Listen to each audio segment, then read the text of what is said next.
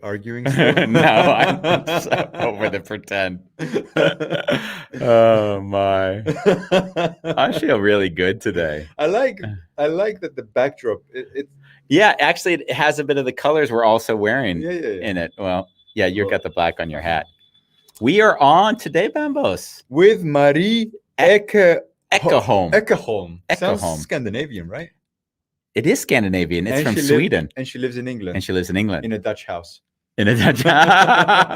Sounds like a wonderful chaos. We're talking to her about My Dad is Bipolar. And this is a fascinating show for many reasons. So stay with us. And Where we're are we gonna doing do that? that on In Bambos, where are we going to do that on? And where we're going to do on a wonderful chaos, guys. a wonderful chaos.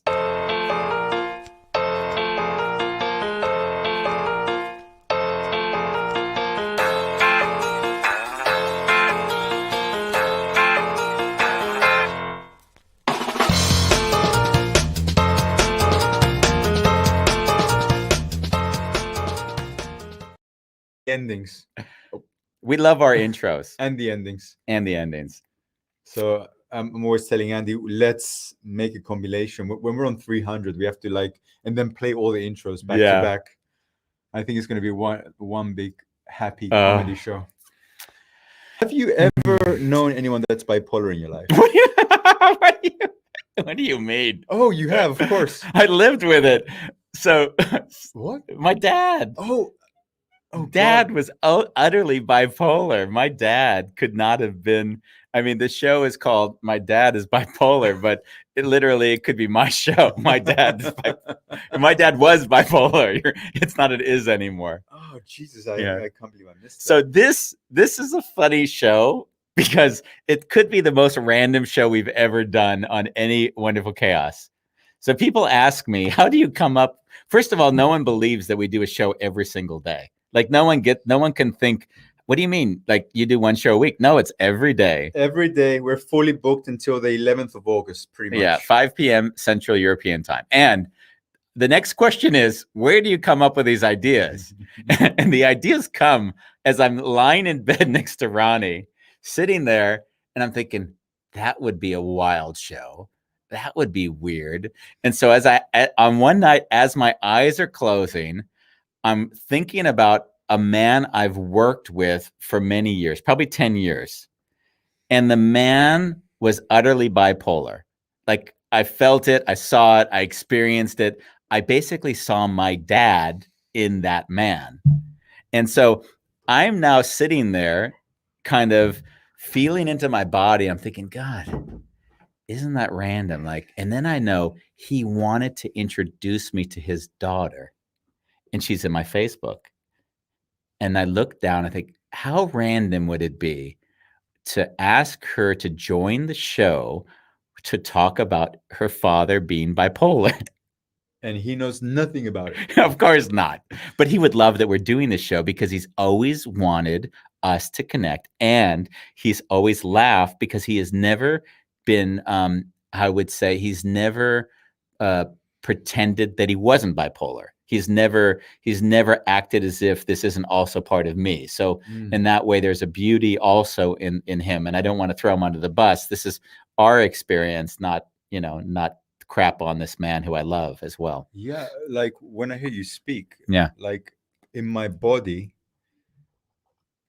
someone having what do you call it? Bipolar disorder is the one that this clinical term does not classify them as someone that you just pick on or like diminish. It's a condition. Yeah. And then they have to learn how to navigate that. Yeah. And if you know that of that person, their behavior doesn't surprise you as much and you can make peace with that. But as a kid, that ain't easy. That is not an easy feat. So and I'm sure we'll discuss with Marie her experience, but I had to learn how to make peace with the shame and the discomfort of being with him as a child. And I've done it my whole life until now. Everyone feels that shame when they're with me. When I play with dogs, especially, I don't feel that with you. No, but Ronnie does. It took Ronnie a few years to say, she says, why are you so friendly to everybody? Like in a way, like I have no boundary of saying, hi, nice to meet you or something, which isn't necessarily bipolar. But what I wanted to say is there's sometimes a similarity when someone behaves a way that doesn't make you comfortable, that's how it's similar. Behaves a way which is not in society norms. For example. So Marie and I have actually never met in terms of spoken to one another, as far as I recall, maybe to organize this. But so we know very little about one another, except we both have one man in common, which is her father. I love it. In a way, by not knowing anything about her, it means that your questions will be authentic. It will be. So I think it's great to bring her on now and finally get to know this woman who we share so much in common with. Marie, welcome to the show. Hello, Marie. Hi. I was really enjoying that. Just listening to you two. we could rant. Yeah, we can rant for way too long. Like, I have to say that I have a question that rings in my head as soon as we met behind the scenes. Yeah. And please forgive me that this is going to be the first question, but it's really coming from curiosity. To what degree, not even knowing if you're in a relationship, did you attract men that had similar qualities? Do you know, I was definitely going to cover that subject today. Don't Babs, you always jump to the end. I'm like, what? Start there, okay? No, completely. But it's not until in retrospect you realize why you make the choices you do. I mean, my first choice was to go completely the opposite, because I'm sure we're going to talk more in details of how it is to be living with a parent who has all sorts of letter combinations, but you don't really have, it's the gravitation is that individual. So everything happens around that individual, and you kind of get lost. Your identity is kind of like floating. You're not quite sure who you are because everything is around that person. And it's not nothing negative. I've never looked at my childhood as a negative thing at all. There's lots of really positive things, but of course it then shapes you with the choices and how you react to the world. And one of those things, which is quite fundamental, is choosing a partner, because that obviously affects all sorts of people. So because life was quite what do you call it? I'm trying to find the English word. Chaos. Turmoil. I was just kind of peace, just like that. And when I met my ex-husband, it was very much like that. It was horizontal and it was wonderful. It was so peaceful. And then it became really boring, really boring. So I went extreme that way in my first relationship. So. Wow. I guess that's part of the answer to your question. I already know this is going to be a fun show. Just there's a kind of energy that carry your words when you're speaking. Yeah. So I want to thank you for that. No worries. Yeah. You threw me off with that first question because my brain explodes with like. Go for it. Wow. Well, I also know from Andy, his experience with his father, he became really good at managing people and emotions in his life as he was developing. And I'm wondering what are some of the skill sets that you developed by being with your father? Well, I mean, that's completely right. The other thing I was going to mention was that if you came to a dinner party I have, then it would be a table full of eccentric people that are very, very different from each other. They would never really communicate or meet each other or anything, and they're all kind of very quirky and eccentric, all of them. I mean, I don't really do the kind of that sort of grey or vanilla, if you see what I mean. It's sort of, and I guess that's, those are all the positive things. But of course, with all the positive things, you also have the other side of it as well. You can become someone who is very good at adopting to all sorts of different characters, but then who are you? I mean, who actually are you? Because you're kind of there wanting to, not wanting to, but you blend in a way, and you kind of not necessarily listening to who you are yourself, I suppose. I don't know if Andy has. You're fucking freaking me out right now. Like, you're just like, Jesus, this is my life back at me. I didn't have it. I didn't know. I always thought that like I had my experience, but Jesus, all I've done in my life is what you said. I have to say, you kind of shouted in my ear. Oh, sorry about that. I'm like, did you look at did you read a book? Did you look at my back? What's going on? No, My whole life, I've Yeah. brought the most eclectic people that would have no association with one another if not for knowing me. Like I Yeah. remembered in Japan, I lived there, and they're very insular. Every group sort of lives in its group. And I remember having the woman who was basically the head town chairman who was running the whole show and had all the properties. And then I had this friend who was a random character with blonde hair and 13 earrings, which was the only man with blonde hair in that little village. And those two came together, which they would have never in a million years have ever been in the same room if not for connecting to me. And they had this loving connection that was just because I created whatever space that brought them together. And I never, as you said it, it kind of, as I said, freaks me out because there's a weird, beautiful way where I never saw that associated with living in that household. No, exactly. Well, those Wow. things just come sort of later, and when you reflect on things, and wanting to kind of understand how you've been shaped in both positive ways, and also, those aspects that maybe have held you back. So it's kind of good and well, not good and bad things. I mean, yeah, it's just understanding yourself better, really. Yeah. The adapting thing you mentioned is also something which is kind of piggybacks off that first point. So when you saw adaptive, I would call it a skill almost. Did you also, where did it serve you and where did it not serve you? So where did you say that was something that I really valued, but that was where it wasn't serving me anymore? Well, where it served me, I guess it's I can get on with literally anyone. I mean, I guess it's I don't have, often people say that I'm not judgmental. Maybe that's sort of something that's, I mean, for for example, I have I have quite a few couple friends, man and woman, and I'm very good friends with both of them, and they can quite easily talk to me about quite intricate things in their relationship with me, even though they know I also have a friendship with the other partner, and they feel very safe and secure with that. So is that kind of not being judgmental? Like him. Yeah. Like him. It's like they could tell me the worst thing about the other person, and then they know I won't hold judgment to them or the other. So yeah, I never saw this as a byproduct of my dad. But if I'm honest and listening to you, I can't deny that there's something actually there I've never seen before. So let's get this straight. My Andy dad, who I've been throwing under the bus for this every show, and I've just got to be grateful. No, you haven't. No, I haven't. So Andy's ulterior motive for the show is for him to discover himself through you. That's it. I've got it. Everyone else watching, Forget you it. can tune out now. I'm his mirror. Tell me, I want to learn some more things about myself. When I was a kid, as Bambos already alluded to, I didn't hear the same from you. Like, I remember my dad once saying, like in a very nasty type voice, Andy, I am God. The world revolves around me. He literally said it. And you used the words, the world revolves around my dad. I'm wondering, to what degree was that an outspoken thing, or did you just feel it in the house?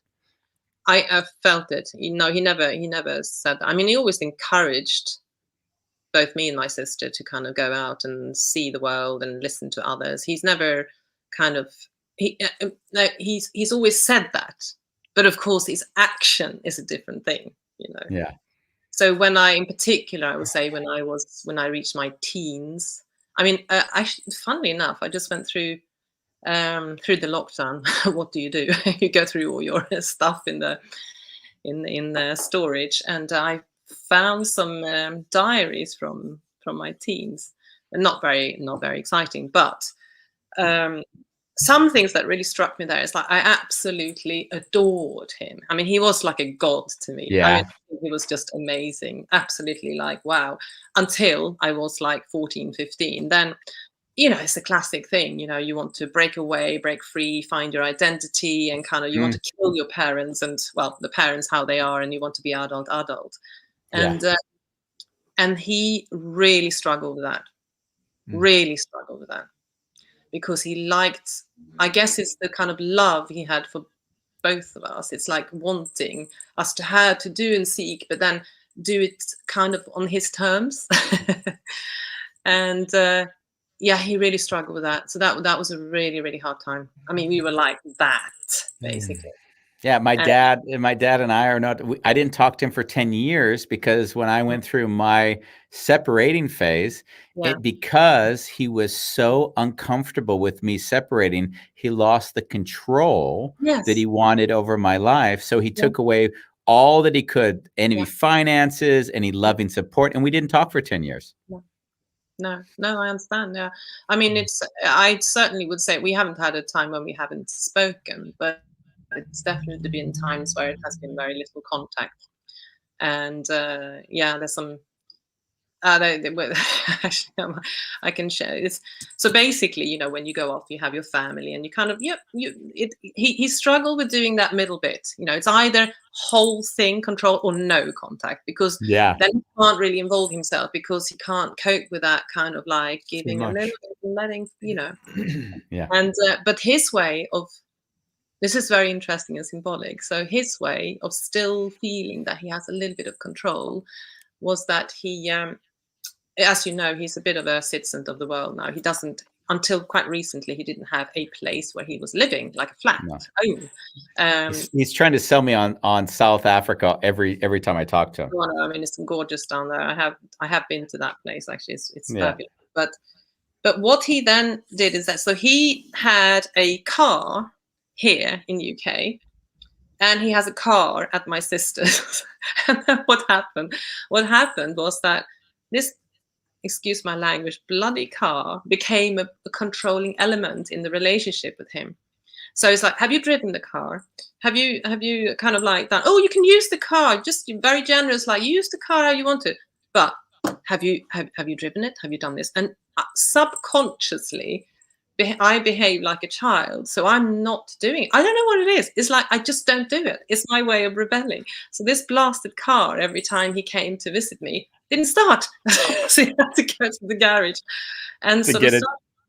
Yeah. Wow. So it's an interesting kind of symbolic thing that happens in terms of that control, and it's still, when you're an adult, it's still kind of a little bit subtly there, you know.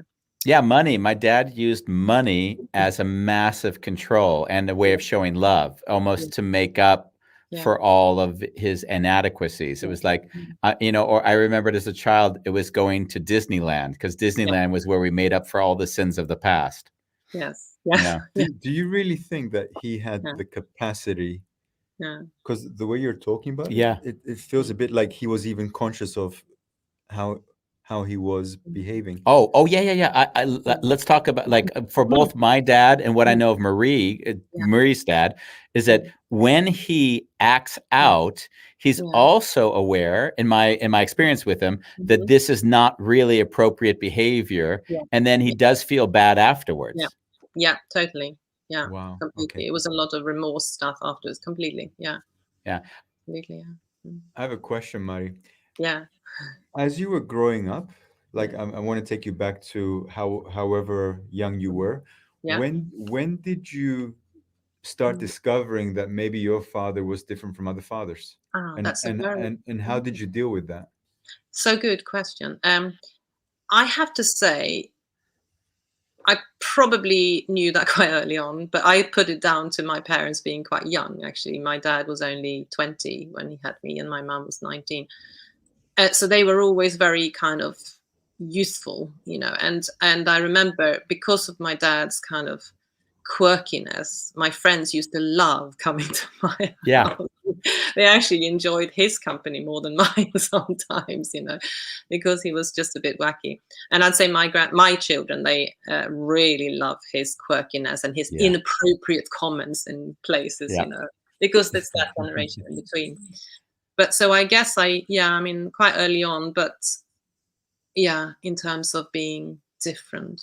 But I when Andy was saying about being embarrassed in public, my God, both me and my sister, that was not great. Always having to kind of make a scene somehow, you know. Always. Always a scene. He still does. Yeah. I can remember like flash, even with your father. I mean, let's just like share one or two of the experiences I've got to live with him. So I'm at a hotel in some random country, I don't know where. Mm. He goes to the front desk and I'm standing next to him. And he says, and you might have had this experience as well, by the way. He says, I want to have a phone call to wake me up in the morning. And they say, we can arrange that via the phone service. Just go on your phone and just, you'll press 2 numbers and then it'll ask you to confirm. And then you'll get a phone call at that time. He says, no, I want a person to call me. I'm sorry, sir, we don't do that. Oh, that was it. That was it. I have to get away from the microphone because it's going to get loud, Bam.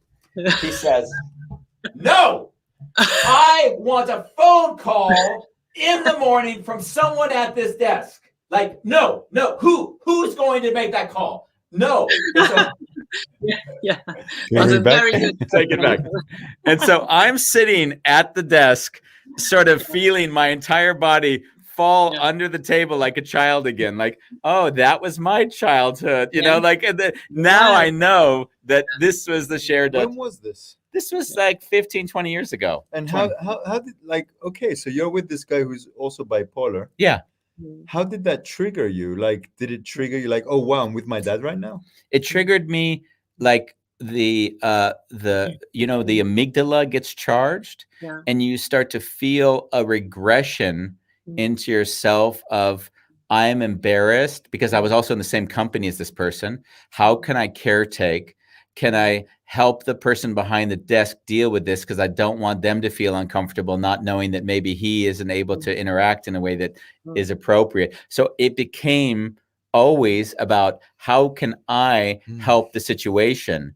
And that was, and I think what shifted for me in time was, hey, act however the fuck you want to act. That's your prerogative, you know? I mean, it wasn't, I didn't take any responsibility towards my dad, nor, you know, I actually have another story about your dad, but I'm going to leave that one for the moment. Okay, now you're making me curious. Just give me a second though. Sorry. Like what you just shared. Yeah. It sounds like the Andy that wanted to make everything nice. Yes. Was the manager. Yeah. Yeah. Totally. So you were becoming that little boy again in that moment. Yeah. Wow. Yeah. And not unlike the little boy like didn't want to tell him, hey dude, chill, because all of a sudden that would become the next thing he would get. So it was a fear of engaging the individual. So I'm trying to create the conditions that make it okay, so it'll work. So how did you attract her father into your life? Oh, he was one of the, her father managed the country, and I was responsible for all the countries. So I had to interact with her dad regularly as a kind of as a partner in terms of whatever the marketing activities were in that country. And let me make one thing clear. He was the person that I still have contact with out maybe of all that company. And I actually love this man. Yeah. So it's interesting because as much as I felt all those feelings, I also understand the heart of him, which is, it's like a heart full of so much love and so much incapacity. Yeah. Yeah. Would you say you made peace with him when you finally made peace with your dad? No, I didn't see that as, I think my dad, if I can speak, I needed something from my dad that he wasn't giving me. I could love him from a distance because I didn't need to deal with the other bullshit. So it was much easier for me to see his behavior, take 3 deep breaths and say, thank God it's not my father. And then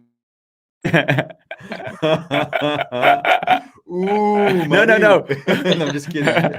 I'm just kidding. Yeah, for sure. Oof. Like just being with both of you and just feeling into having that kind of father. Not that my father was like amazing, by the way. His father was worse, by the way. Let's just get that clear. Yeah. Oh, yeah. By my standards, without a doubt. But wow. Yeah. When I shared that experience, and then how was it for you to hear that? Yeah, I mean, it's it was a very good impersonation. I pushed the microphone away just to make sure we didn't blow each other's ears away. But I think actually what I was thinking while you were talking about that was how both me and my sister have similarities that we've sort of obviously been shaped by because of that, but also we've reacted in different ways. So I guess, I mean, my thing has always been to be fiercely independent and really kind of, I really took up the fight with him. You know, I wasn't sort of like just going to be sit there and sort of pretend nothing was happening. So I was, whereas, and she's very good at remembering things from the past, and she remembers a lot of moments from when I was a teenager, and she was just sitting there, just say to him what he wants you to say, you know, in one of our many arguments, but I was deliberately not saying anything at all, passive aggressive or whatever. But then what we've gone on to do in life since then, I mean, of course, she chose a partner which is the most wonderful, gorgeous partner. So she obviously wasn't the ruin. she's done a good choice in that. But her life has always been about nurturing and caring and healing and wanting save the world. She's like a sheepdog. And I mean, she's probably going to listen to this as well. So I have to be careful. No, I'm saying it out of love because, you know, it's more about how, you know, in the sense that she's doing it, so she's actually making herself ill. Yeah. Yeah. She's overdoing it, you know, and therefore that means that she doesn't look after herself. She looks after everyone else. She wants to heal and save the world, you know, and I want to do that to a certain degree as well. But so that's why I'm into coaching, and I love listening to people. I love helping people. Yeah. You know, that again spills over into relationships, you know, before you know, sort of subsequent relationships. I've ended up being a bit of a sort of wanting to help and heal, and that's not a very good thing either, you know. So no. Yeah. I went through 4 of those. All right. Okay. Maybe I need Mari, to learn a bit from you then. it really touched me when you said maybe she's going to watch this, and Yeah. I'm really aware that being on the talk show and talking about people who are in your life, I have it myself. I know I might get a phone call from my family. It hasn't happened for a while now. Maybe they just stopped looking at the shows. But how are you, like, when you're with us right now? How are you processing? Like, no, I am. Yeah, I'm fine actually. I am an open book. I think. Yeah. No, I'm fine. I'm fine. I'm absolutely fine. Okay. Oh, cool. You said something which I thought was funny as well that I could connect to, which was that quirky. Your dad was quirky, and the grandkids find grandpa quirky. Yeah. And I often found it interesting because if my friends came over to the house, they thought Sammy was totally cool. Yeah. Yeah. And then and so it would be almost a foreign language to say, no, the guy is you know, a raving lunatic at times, but you know, but they didn't kind of get to see that side, because I know, and I also saw it of your dad as well. They know how to put on a good face when they need to. Yeah. Yeah. Definitely. Yeah. And it's very black and white, you know, things. And from one moment it can be, oh, he's just the most amazing person. I love him. He's just incredible. I mean, I've never met anything so amazing. And then the next day it's like, God, I can't stand the man. You know, it's that. Oh, wow. So, what was the most insane interaction, like almost to a blow up, if I compare to Andy's story, that you've had with your father? Not insane. I would say there was I am quite bad at remembering things, which is saying something about me, you know, maybe suppressing things. But I do remember a very poignant moment when it kind of like, it was probably when I was maybe 18, 19, something like that. When I mean, because he used to be, when I didn't do and say what he wanted me to do, and I obviously was a bit of an obnoxious teenager as well, so I'm not innocent, okay? But it just, he could not handle it. So he then went off his head, and he maybe have said things that was really, really hurtful quite often, you know? And I do remember saying to him that actually, you know, I know that he will always feel remorseful afterwards, like Andy was saying. But I said to him, you know, I mean, that's okay. But every time you do it, it leaves a scar, you know, and you can't remove that. And after that moment, he actually did not have too big kind of outbursts. So that was a very poignant moment for me. Yeah. Oh, that is beautiful. Yeah, you made him conscious of the consequences of his behavior. Yeah, that's right. Yeah. The one of the things you said, and I kind of want to go back to it about the car. Yeah. And so in a weird way, I talked about my dad used money to control, Mm. and in a weird way, I also kind of sense there's some degree of, having that car kind of is some weird connection. It's like I can't connect to you immediately, but if I have the car there, that's a reason to talk. Yes, totally. And it's also, I think it's a symbolic thing for him. Obviously, it's not conscious of it, but a symbolic thing of leaving something with me and leaving something with my sister, where we are. You don't really, I mean, you can rent a car when you can come here, you don't have to have your own, but Yeah. it's that sort of still having that connection. Yeah. Mhm. How did it feel to get, if you ever had to, in the middle between him and your mom? Mm.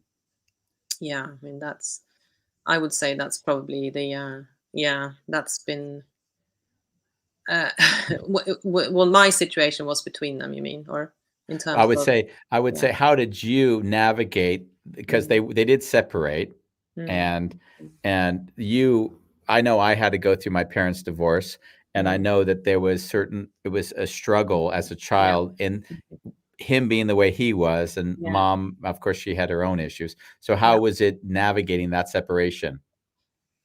Yeah. Yeah. That's probably a big subject. Um,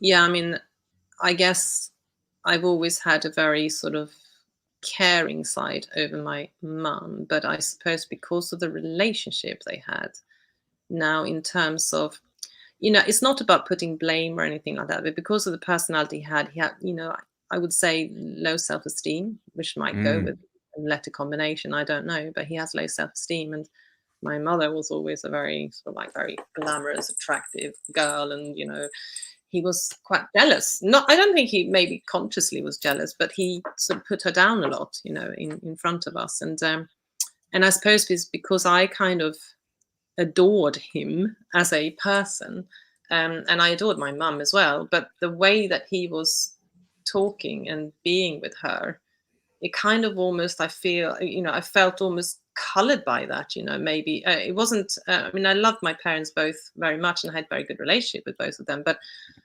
now, in hindsight, I probably feel as if I kind of didn't. I put him too high there, and my mother too much here. If you see what wow. I mean. Interesting. Yeah. And for me personally, I think it's the fact that my mother was how she was, is that I am not completely bonkers, to be honest. I mean, Yeah. she's sort of a beautiful, or had a beautiful sort of feminine, nurturing, sort of like giving both me and my sister lots of love, and like he did as well, but in a different way. So Well, yeah. when I look at both of you, he was mommy's boy and you were daddy's girl. Yeah. Yes, yeah, And that's and right. I and I'm not sure if you were born into a male body, if you would have the same experience, of course. Well, I think if I was a boy, I almost 100% sure that they wouldn't be talking. He wouldn't be talking like that. I don't think so, because it's that competitiveness as well, in terms of, yeah, the self-esteem and the kind of. Mm. I mean, maybe I'm wrong. I don't know. It's um I think, actually, I've always felt, I've never felt sort of that I haven't been loved by him, but I do remember he had already got a name for before I was born. It was one of the names of a football player. Sadly, he had to call me a girl's name. No, so but encouraging both me and my sister to do all the boys things, the sport. We're very sporty, both of us, and sort of just because we're girls shouldn't stop us from doing whatever we want to do. So that's been a really good thing from him. Mm. Wow. Yeah. As Bambos alluded to, I actually interestingly had the Mm. challenge in the divorce was that my dad would Yeah. speak poorly about my mother, Yeah. Mm. and he would do so with even vulgar language. So Mm. it was different because I've had my mom on the pedestal, so I always felt like I had to protect her. Yeah. And it wasn't he didn't, by doing that, he didn't color my views on her. He forced me to take a position as a young child to defend this woman who I really elevated way too high. Way too high is judgment, but yeah, it's no, I understand. Yeah, I understand that. I think, I mean, I think in terms of their actual divorce, I don't had that feeling, but it's more in terms of their relationship throughout. It was sort of that kind of imbalance, I guess. But the divorce, we try to stay out of that,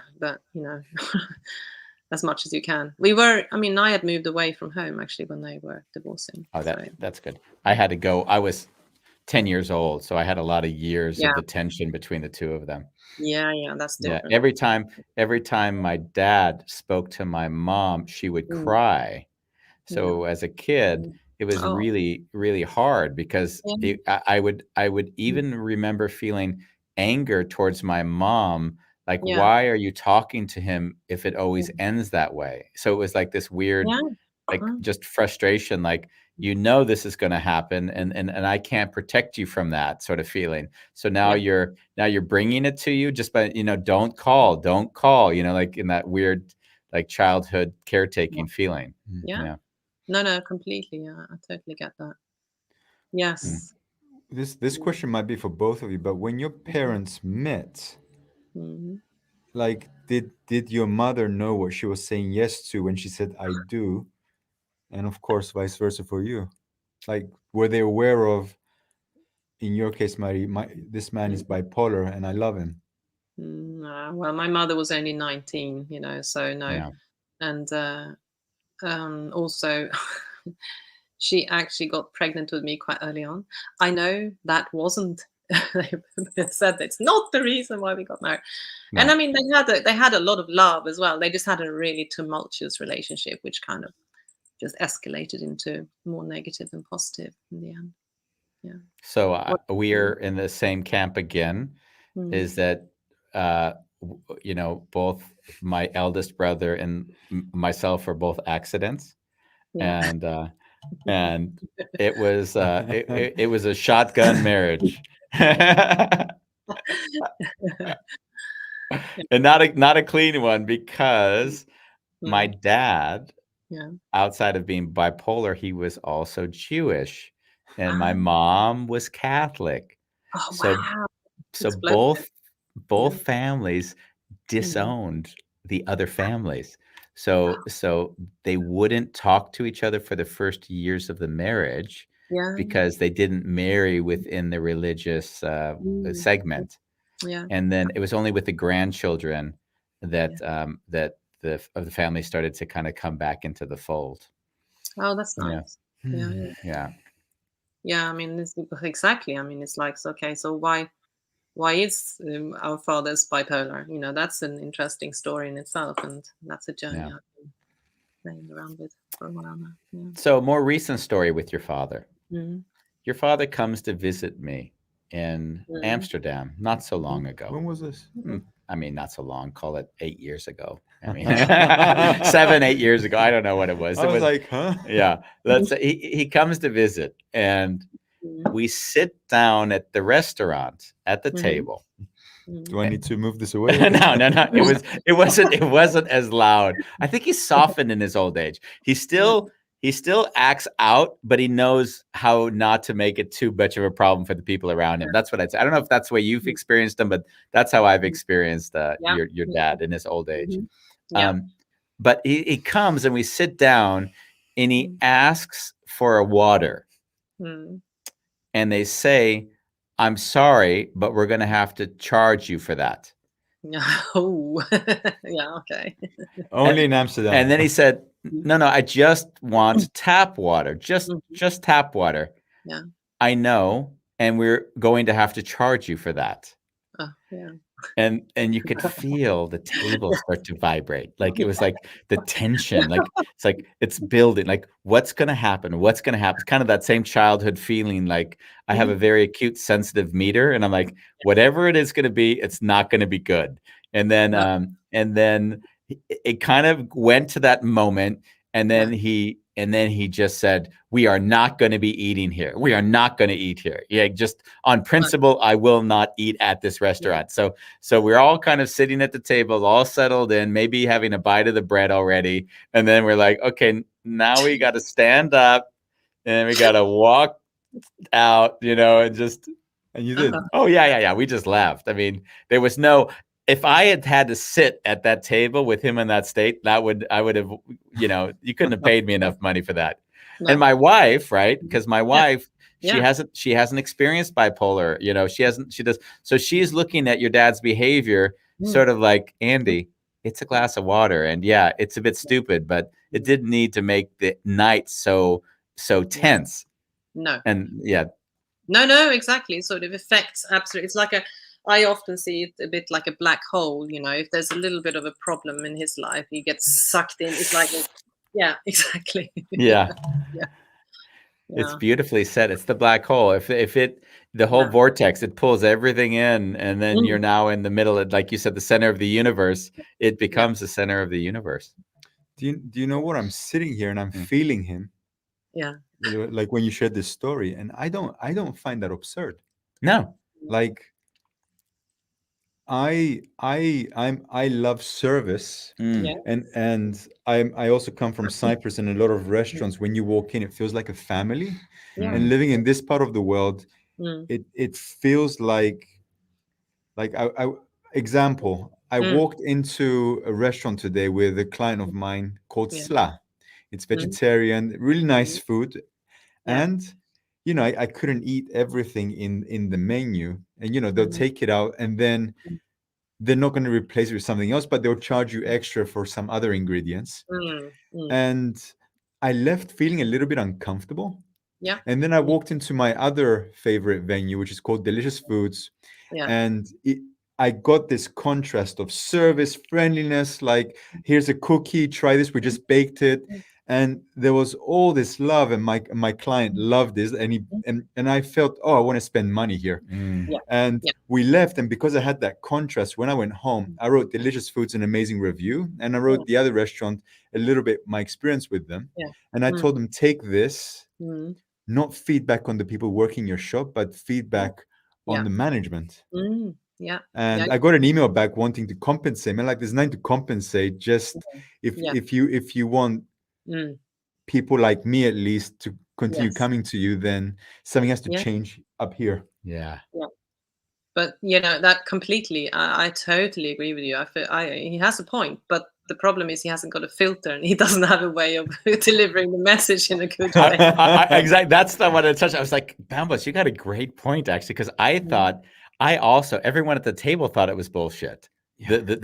So it actually, if it was me and I just play it out, role play it, I would be like, you know what, guys, I have to admit, if I sit here any longer, I just won't feel good, because I just feel like I'm rewarding bad service. I don't want to do that. So if you guys are okay with that, I'd love to just leave, and then we'll find another place to eat. Here's a nickel for the bread. Like that way of interacting would have connected all of us. We would have felt part of the team. Like, you're right, this is bullshit. The whole night would have been great. We would have all been connected. And the other is like, okay, when's the volcano going to explode? How far is it going to go? Is it going to embarrass us to the fact that we want to crawl out with our heads like this? Or is it, like, that's the other experience. So when I hear you speak, when something triggers him, he gets a tunnel vision where he only focuses on that, and he's not really thinking about how his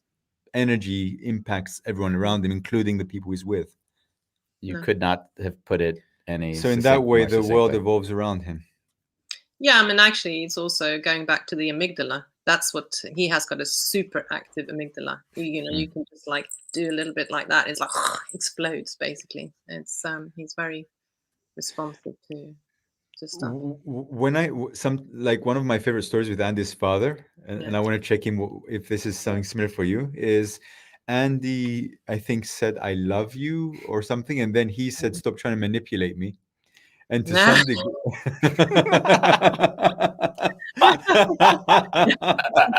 and to some degree, Yeah. Like his Mm. father could see bullshit on a level where others would Yeah. not go there. And I'm Yeah. wondering, how Yeah. was that for you in your relationship with your dad? Yeah, I mean, he's always been incredibly warm, actually, and very emotional. My dad. Hmm. Yeah, manipulation. Yeah, he's incredibly, I suppose, astute in terms of that. Definitely, definitely. Definitely. Yeah, Don't beat around the bush. He knows how to get what he wants from you. yeah, yeah. What did he get from you, Andy Shaliff? You know, because I was the marketing guy, so he always found a way to Mm, ingratiate me, make me feel loved and cared for. And then, yeah. Andy, can you do me a favor and fly over for 3 days and do something I don't want to do? Yes, of course I'd do that, you know? Yeah, yeah, yeah, yeah. No, definitely. Yeah, manipulative. Totally. Yeah. Yeah, Yeah. I know. fascinating. I know. Yeah, as we speak, you know, for years, your father would say to me that you and I have to meet because we're so similar. Yeah, I've And met my twin. exactly. And I laughed and, and I'm like, yeah, of course, of course. So to be with you now, it kind of cracks me up how right he was. It was like, oh yeah, you were really, I Yeah. probably told him stories of my dad and he's like, oh shit, you're talking about me. Yeah. Well, I mean, I have to say, when you sent over the script of your book, it was a lot of things that resonated with me in there. Definitely. Yeah, Yeah. I could see that. I also want to say that as I'm hearing you guys talk about your fathers, Mm-hmm. I'm kind of questioning, was my dad bipolar? he, Yeah. he, he, he Yeah. like I'm being serious now. Like Yeah. Oh, if he would get a parking ticket, Yeah. he would go black, like he would see black, we say in Greek. Yeah. And I remember the cop was leaving the car as he gave my dad the fine, and then my dad pretended to take Mm. the cop's numbers, and the cop was coming back, and my dad drove off. And as we were driving off, the cop jumped on his bike, but he fell, and then my Oh. father was honking and laughing, like, and we're in the car now as kids witnessing this, Yeah. and Yeah. he's like, Yeah. and he's like, Well, let's go get some food. yeah. and and I remember the police knocking on our door like a couple of hours Mm. later, and Mm. there were consequences. Yeah. Yeah. Yeah. No, of course. Yeah. Well, I don't know. I mean, it's all sorts of different. What is it that you can apply to OCD or with bipolar, OCD, ADHD? I mean, it's like we're all individuals, but Mm. that kind of behavior can come from all sorts of different Yeah. yeah, backgrounds. that's the hard thing because we Yeah. diagnose it and we Mm, think we know a person or we mm, actually can, but we're pointing at a certain behavior and that behavior has a clinical name and maybe mm, neither of them were bipolar. Maybe they had some mm, other strange thing that made them very similar. But regardless, mm. they didn't Yeah. know how to adapt to cultural norms, which maybe meant they were far more advanced than any one of us. Yeah. So Well, what are yeah. the qualities then of someone that has bipolar? Like, what are the, like, you're Mm. like, oh, if a person has these qualities, then you know that they're bipolar. Oh, that's a good question. I haven't really sort of. I mean, if there's someone who's an expert listening into this, I they'll mean, know. I always associate it with extreme behaviors, Yeah. extreme arbitrary changes immediately, which go to very harsh and loud and aggressive, and then Mm, deep shame, regret, remorse. And it's almost like this, when my dad would take drugs, I don't know if your dad was ever medicating to calm this in himself, no, but no. when my dad would medicate, it would Mm. all even out, and he'd say that he Mm. didn't feel alive. So Yeah, numbing it. Yeah. yeah, Mm. he was numbing Mm. that pulse. Mm. So what I found funny, it was like Mm. this funny thing. So when you take drugs, Mm. everyone lives in peace, but you don't feel good. But when you get off those drugs, everyone is in a deep pain, But you feel but really you good. feel really good. Yes. I Oh mean, my but bipolar. God.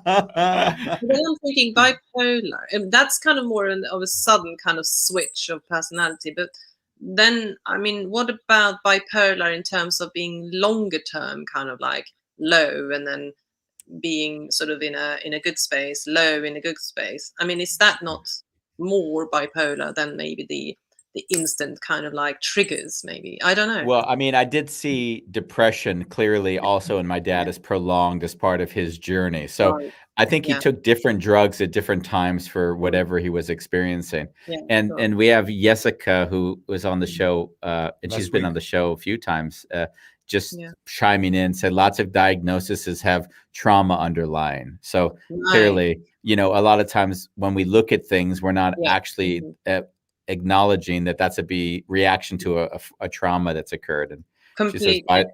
yeah. And by the way, diagnosis is not possible. There's no scientific ground for No. DSM. I don't know what DSM is.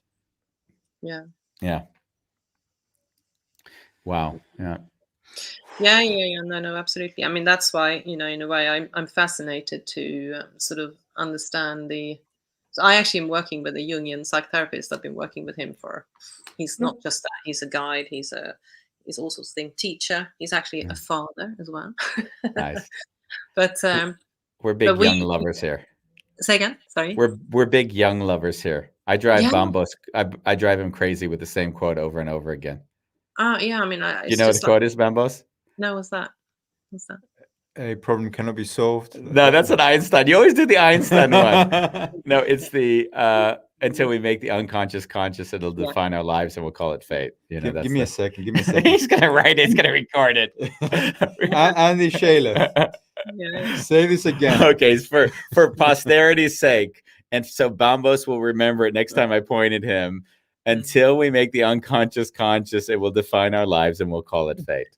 Bam.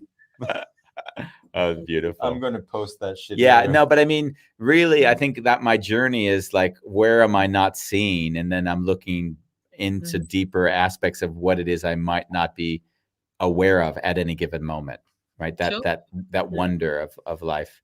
You said, and I thought that was interesting a second ago, and I'd love to touch it again, is that the sensitivity of your dad was very high. When you said, how was his bullshit meter? And what I found interesting, because I think I'm very similar to my dad in this way, just how we've manifested it is different, is that he could sense very clearly, like your dad, I believe, can sense very clearly when somebody isn't being honest, or they're not being genuine, or they're not sincere. Like he can see that, and and he can see it so much, but he will not be sincere. My dad, you know, or your dad per se. But sorry, dads. But he would judge the hell out of the fact that you're not that way. Oh yeah. No, absolutely. Very judgmental, extremely judgmental. Yeah, definitely. Yeah, no, completely. It's so funny though, when you're speaking. Yeah, it's like Andy's also super sensitive. Like I'll often hear him say that I don't really listen to what people say, but he's always feeling the vibration of the voice. And then there might be like a hold of breath, like whoop, and then he's like, "Oh, what's going on there?"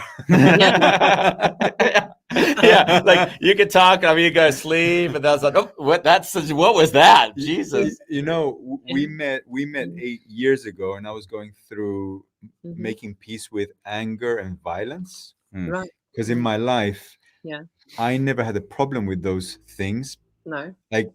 Like I would act on them and not think there's something wrong, because that's how I grew up. And Andy would sit in a corner, I remember, like in this building downstairs, like sitting like this, just not. And I'd be like ranting, and then he would stand up as soon as I would say something. So now I'm getting that flashback of how he interacted, and of course eventually he really helped me find peace with those qualities in a point that there's love for them. Yeah. Well, I mean, so your dad, it's not bad to be angry. In fact, if you're not angry, you're probably suppressing it, and you know, I mean, it just needs to be channeled in a sort of. It needs to be channeled in a way that doesn't destroy. Is it safe that Dad is going to watch this show? Is it safe to say that? Yeah. Yeah. Would you have any? Let's put the question also differently. Would you have any anxiety if he would watch this show? No. Not me neither. Well, actually, I wanted to say, if he's watching, what would you want to share with him? Oh yeah. Well, I think that he probably is. He has been punishing himself a lot in terms of the effect of his behavior and how he's been. I think he has felt really guilty. I mean, maybe now he's kind of like whatever, I don't know. But I mean, I suppose these are the kind of things that I work with my guide on. If I said something to him, what would it be, and why would I need to say something? And I mean, I want to say to him that he doesn't. I've never felt negative really about him. I've had hard moments, but I'm not someone who feel, oh, he was horrible. It's because of him, and da, da, da. It's not. I am who I am, and I'm kind of happy about that. It's just that to be aware of how I react and stuff like that. But no, I never feel. I want him to know that he's not. He doesn't have to feel bad about anything. So, Dad, if you're watching, you don't have to feel bad. You don't have to feel Yeah. bad. Maybe he doesn't anyway. Yeah. And you know what I'd like to I like something that you didn't say here Yeah. is that, Okay. Dad, you're forgiven. Ah, right. Okay. Oh, yeah. I mean, I can't forgive if I haven't actually kind of like made. Why do you forgive? No, Because so I didn't want to confuse it. Sorry, I feel bad a little bit. Just to make sure that you don't need to forgive because there's nothing to forgive. That's sort of the point. Yeah. No, that's I right. love that you caught that. Because I've often found that a lot of times people say, "Oh, I forgive you," and then all of a sudden it becomes this wonky. Like we're now like you did a bad thing, and now you need to be. Yeah. So it's really sweet the way you phrased it. That was unconsciously done, by the way. Oh, beautiful. And Dad, if you're watching, you can see Andy and Mary get along just fine. Yes, you're a great matchmaker. Yeah, I can tell you if you're watching out there, I love you. I've always had this feeling that the sensitivity that you carry, I've always seen and understood very deeply. And that edginess is something that I've actually kind of found sweet and beautiful about you. And I also realize that I need to be conscientious of the other people that I bring into your sphere if they don't understand that possibility. So I don't like to surprise people and then make them feel uncomfortable. Like, wow, where did that come from? So that's the way I've tracked it in myself. But he's one of the few people that if he calls and says he's coming to town, then I block my calendar and I just make sure that there's time to spend time together. Yeah. Yeah, he would do it. He gets very upset when people don't do that. You're right, he does. Very. Yeah. He interprets it as they're avoiding him. The one thing you said about your dad, and I also experienced it with my dad, you used the word low self-esteem. And that was a quality that I very much saw in my dad as well. And I see it in your dad because he would say, he wrote me a message a few years ago. It was the most random message. I can probably find it back because 7 years ago, or I don't know. I mean, I have to look, but I just want to go there. It was this message out of the blue, and I haven't spoken to him in some time. And we never hold our phones on this show. It's the first time, just to say. I guess he left Facebook maybe, or maybe he had a weird name. I don't remember, but he's called Leif, Leif. Oh yeah, that's right. That's right. So I'll paraphrase it just for the simplicity. He says to me, "Andy, what have I done wrong? We have not spoken, and I'm taking the full load of the fact that we haven't. Is that you, because of our last meeting, hold something against me?" Oh, right. Okay. And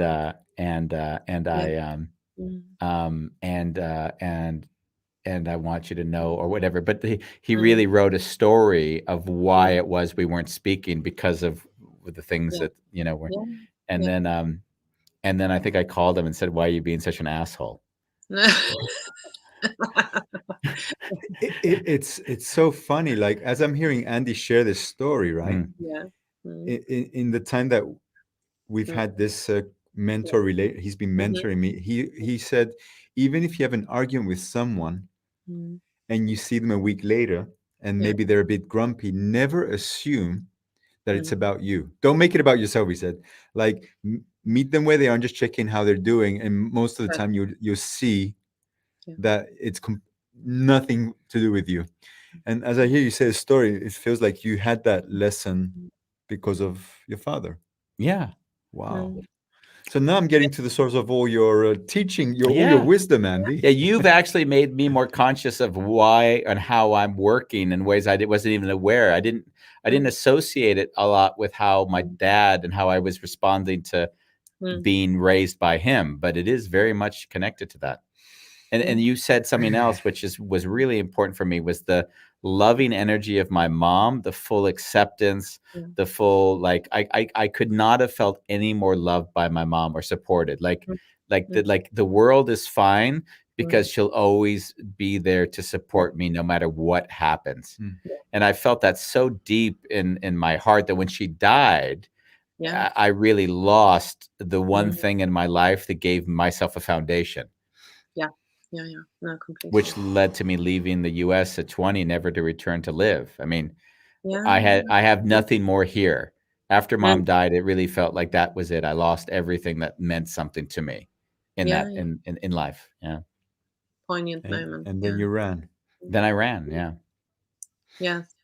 Well, I've been also when you said don't take things personally, I'm sure you must have read the book by Miguel something. He is The Four Agreements, where he talks about even when someone gives you a compliment, don't take it personally, because it's what's going on in that other person's life. You know, if they're saying something amazingly kind to you, it's probably because, well, it could be because they want something back, or it could be because there's something that's happening in their life, and the same thing the other way around. I really found you to be a sweet guest, Marie. Oh, no. Don't take that personally. I was testing you to see if you were holding to the Four Agreements. I'm a good actress, you know. I want to make you feel good. That's his quirky humor. That's daddy humor right there. That's taken right out of dad's playbook. I'd love to Bolalong in South Africa is with us every day, and I never want to not bring him on to share. He said for 3 years I had a friend who was bipolar, and when we met, he told me that he is bipolar, and I should not be surprised when he acts strange. He never acted strangely in all that time. His family tells me I am lucky because he's difficult to live with. Right. Oh, wow. No. Well, I think, you know, I mean, for me, it's more about in society, we have a very narrow slither of what's normal. You know, I mean, that's what, if you're falling outside of that little narrow slither, you know, you have all sorts of different labels. I think, why don't we widen that more and just sort of accept people for who they are? You know, it's, anyway. The one thing, you know, we got in contact because you have tangential contact with Russell Brand, and I was flogging to see if you could put my book in front of him. But Russell Brand, if you're watching, we want you. We want you as a guest. Wonderful Chaos You're going to get you. no viewership. No one is going to care, but we would love to have you. That should be enough. The thing that I wanted to share about it was that the one thing I've always appreciated in his message is that he's like living in an alternate universe, and he's speaking from the alternate universe with a society that does not have any comprehension of what he's pointing at. Not no comprehension, but it isn't ready to deal with a lot of the things he's talking about, which I've just found I found it courageous, and I found it really beautiful, because I always think if you're holding a space which is contrary to what the people in your environment are holding, and you're not letting go, you're giving them a gift that they can't quite understand at that moment, and that's what I've found. Yeah. I mean, what I like about him is, you know, I don't know him at all, but he lives in just the outskirts of Henley, and I took my daughter to one of, he sometimes comes and does stuff in churches here, you know, like a little show for local people. And my daughter absolutely adores him. She thinks he's just the bee's knees. And I've obviously been sort of talking to her about being a young woman and this and that, you know, in my own language, and it goes in one ear and out the other. But he's using the right language for that group of age group. And he's cool and he's hip. And I think he's doing a wonderful job in that way. And That's sweet. so that to me is what I really like about him. He still and, has and he's not boring to listen to. He's not boring. No. He's like celebrating as he's speaking, right? Yeah. Yeah. Well, I mean, he does still have a really big ego, even though he would like to sort of dissipate. Really? He was standing in the Messiah chair, in the church with looking like a Buddha from. But he was also playing the role, so it was quite fun. Yeah, I think he knows sometimes he actually walked past me on Amsterdam about a year ago, maybe. Before COVID. Yeah, right before COVID. He just walked on the by, street downstairs. And then I just walked up to him and I said, "Hey, I'm just grateful for what you're doing in the world." Yeah. And that was, I walked away and I thought, he might think that I actually gave a shit about what he films or his movies, not realizing what I was really appreciative of. Who knows what anyone thinks? But I was. He hasn't made a lot of movies. Yeah. Okay. Well, regardless, he's quite approachable actually when you speak when you go up and speak to him. Yeah. Well, thank you for at least acknowledging the book and trying to put it somewhere in his direction. So I'm grateful for that. That was really sweet of you to even offer that. I can't tell you how much this show has meant to me. It has been. Wow. It was really, really fun and weird. And I think when I was closing my eyes thinking, I'm going to invite someone on to talk about their father, and we've never discussed their father. It was one of those weird, eccentric ideas. I had no idea where it would bring me, but I obviously am just grateful that you agreed to take the trip, not knowing me. Did you, Marie, have any discoveries about yourself through this interaction? Please say yes. Everyone else says no.